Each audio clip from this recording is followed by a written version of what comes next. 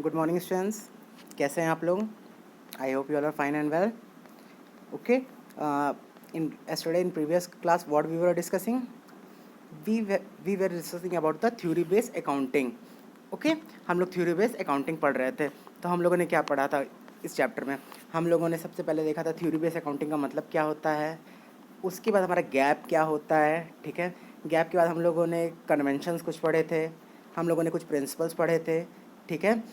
अब जो आज का टॉपिक शुरू करने जा रहा हूँ वो आपका डुअल एस्पेक्ट का डबल एंट्री सिस्टम का आपका पार्ट है. पर उससे पहले मैं आप लोगों को एक क्विक रिकैप करवाने जा रहा हूँ इस चैप्टर का. ठीक है. तो ये जो तो आपका थ्योरी बेस्ड अकाउंटिंग चैप्टर है ये आपकी डी के गोयल में चैप्टर नंबर 3 है. और आपके एनसीईआरटी में ये यूनिट 2 है, यानी चैप्टर नंबर 2 आपका दिया हुआ है. ठीक है. तो देखिए, सबसे पहले मैंने आपको बताया था कि इस चैप्टर का मतलब क्या होता है थ्योरी बेस्ड अकाउंटिंग का. तो देखिए, थ्योरी बेस्ड अकाउंटिंग का मतलब क्या होता है, अकाउंटेंसी का मतलब क्या होता है कि वो सारी थ्योरीज जिसके बेसिस पे हम अकाउंटिंग करते हैं, या अकाउंट्स को हम जिस जिस थ्योरी के बेसिस पे हम अकाउंट्स बनाते हैं अपना. ठीक है. वही हमारी थ्योरी बेस्ड अकाउंटिंग होती है.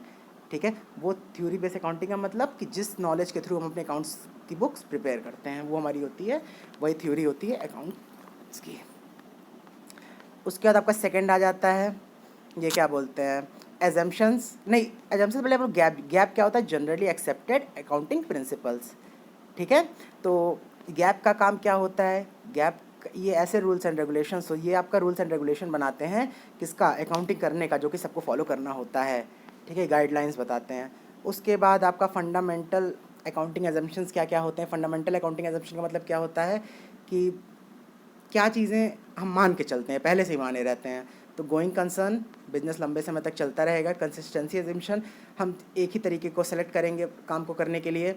उसके बाद अक्रूवल एजम्पशन, अक्रूवल एजम्पशन मेरा कहता है कि पैसा आया हो चाहे ना आया हो, जिस दिन सामान बेचा उस दिन उसकी रिकॉर्डिंग होगी.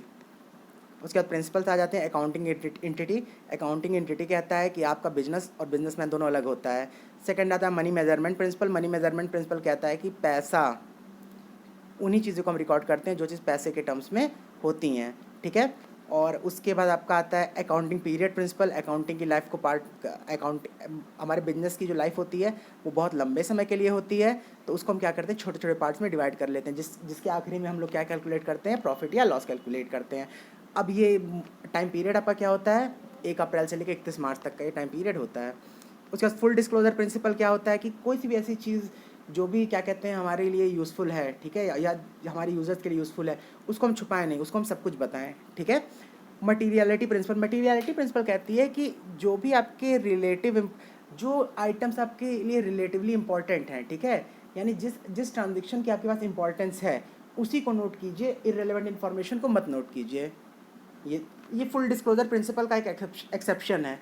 फुल प्रिंसिपल कहता है कि आप कुछ भी मत छुपाइए, सब कुछ बताइए. लेकिन जबकि मटेरियलिटी प्रिंसिपल आपका कहता है कि जो भी आपका क्या कहते हैं, जो भी आपकी बिजनेस के लिए इम्पॉर्टेंट है और यूज़र्स को जानना ज़रूरी है वही चीज़ बताइए. फालतू की चीज़ों का डिस्कस करने का कोई ज़रूरत नहीं होता. इससे अकाउंट्स की बुक मेरी बहुत ज़्यादा मतलब एंट्री करनी मुझे पड़ती है. ठीक है. जैसे चाय कॉफ़ी पानी ये सब, जिसको ज़्यादा देखना होगा ऊपर की वीडियोज़ में मैंने समझा के रखा हुआ है. अगला आता है प्रूडेंस का प्रिंसिपल या प्रिंसिपल ऑफ प्रूडेंस. ठीक है. इसमें क्या कहता है कि आने वाले प्रॉफिट को रिकॉर्ड ना कीजिए, आने वाले लॉस को रिकॉर्ड कीजिए. यानी कि आने वाले प्रॉफिट को छोड़ दीजिए लेकिन आने वाले लॉस को रिकॉर्ड करके चलिए. तो इसके बारे में भी ज़्यादा जानना होगा तो ऊपर की वीडियो में देख लीजिए. कॉस्ट प्रिंसिपल, एसेट की वो वैल्यू लिखी जाती है जिस वैल्यू में एसेट खरीदा गया था, ना कि जो कि आज की करंट डेट की उसकी वैल्यूएशन है. मैचिंग प्रिंसिपल, जिस साल का खर्चा उसी साल के इनकम में ट्रीट होगा. उसके बाद आपका आता है dual aspect principle. Dual aspect principle क्या कहता है, जितने भी ट्रांजेक्शन होते हैं उनका दो इफेक्ट पड़ता है, एक डेबिट और एक क्रेडिट. जितने अमाउंट का डेबिट होगा उतने ही अमाउंट का क्रेडिट होगा. ठीक है. तो चलिए आज यहीं से हम लोग फिर से शुरू करते हैं डुअल एस्पेक्ट प्रिंसिपल. तो डुअल एस्पेक्ट प्रिंसिपल को मैंने लास्ट वीडियो में समझाया था, लेकिन अब मैं यहाँ से फिर से शुरू से समझाने जा रहा हूँ डुअल एस्पेक्ट प्रिंसिपल को.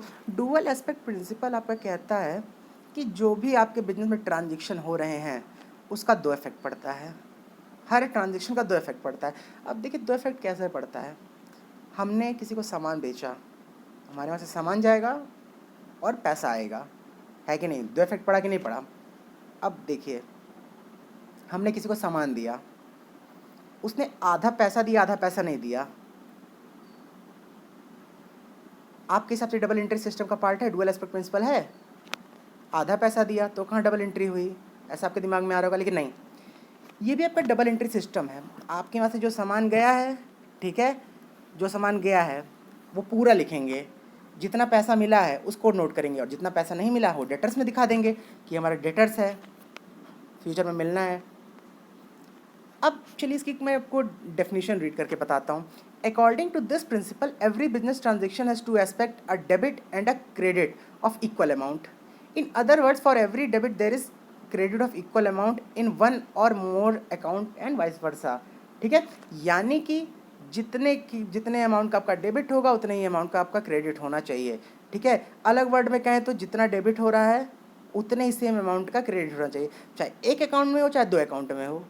ठीक है, अब एक अकाउंट दो अकाउंट का मतलब क्या होता है कि जैसे आधा पैसा दिया आधा पैसा नहीं दिया, तो आज जो पैसा मिला वो कैश में जाएगा, जो नहीं मिला वो डेटर्स के अकाउंट में चला जाएगा। ठीक है, अब जो आपका मैं शुरू करने जा रहा हूँ the double entry system. Double entry system ये आपका क्या होता है, अकाउंटिंग अब आपसे आज से आपके यहाँ पे शुरू करने में जा रहा हूँ। तो the system of recording transaction based on the principle is called double entry system. यानी जो हम प्रिंसिपल फॉलो करते हैं डुअल एस्पेक्ट का प्रिंसिपल, उसके बेसिस पे जो हम अकाउंटिंग करते हैं हम उसको क्या बोलते हैं, क्या बोलते हैं उसको हम, डबल एंट्री सिस्टम। याद रखिएगा इसको।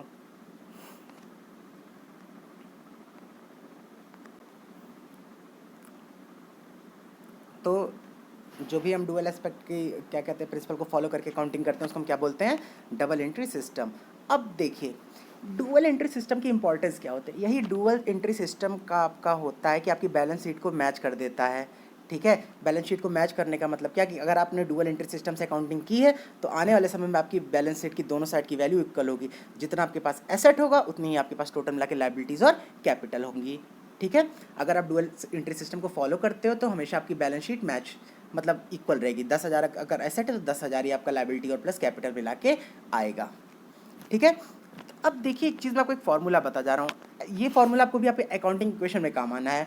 Asset is equal to liabilities plus capital, यानी जो बिजनेस के एसेट होते हैं वो लाइबिलिटीज़ और कैपिटल के बराबर होते हैं। जी बिल्कुल सही, एसेट जितना आपका होता है उतना ही आपका लाइबिलिटीज़ और कैपिटल मिला के होता है। इसी को बैलेंस शीट को फॉर्मूले में कन्वर्ट कर दिया लोगों ने। मैंने आपको बताया ना, एक साइड एसेट होता है एक साइड लाइबिलिटी और कैपिटल होता है, और दोनों साइड में एक डेबिट साइड होती है, क्रेडिट साइड होती है। तो एसेट जितना टोटल है उतना ही आपका लाइबिलिटीज़ प्लस कैपिटल मिला के होता है।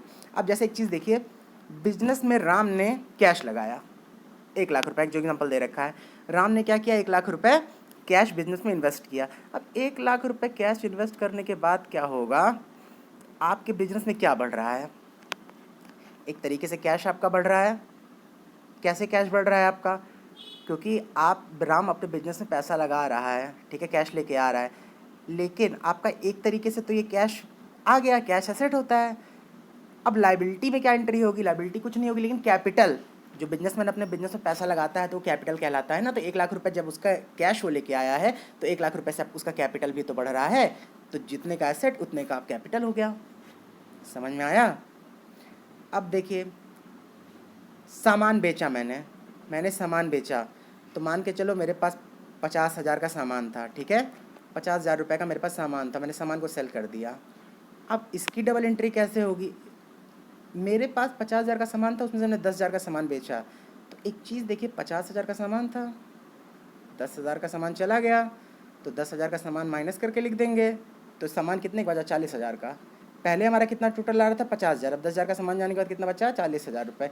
लेकिन वो जो 10,000 का सामान गया उसके बदले में कैश तो मिला है, कैश आपका 10,000 से बढ़ जाएगा, फिर दोनों को ऐड कर लेंगे, देखिए आपको दोबारा से 50,000 रुपये आ गया।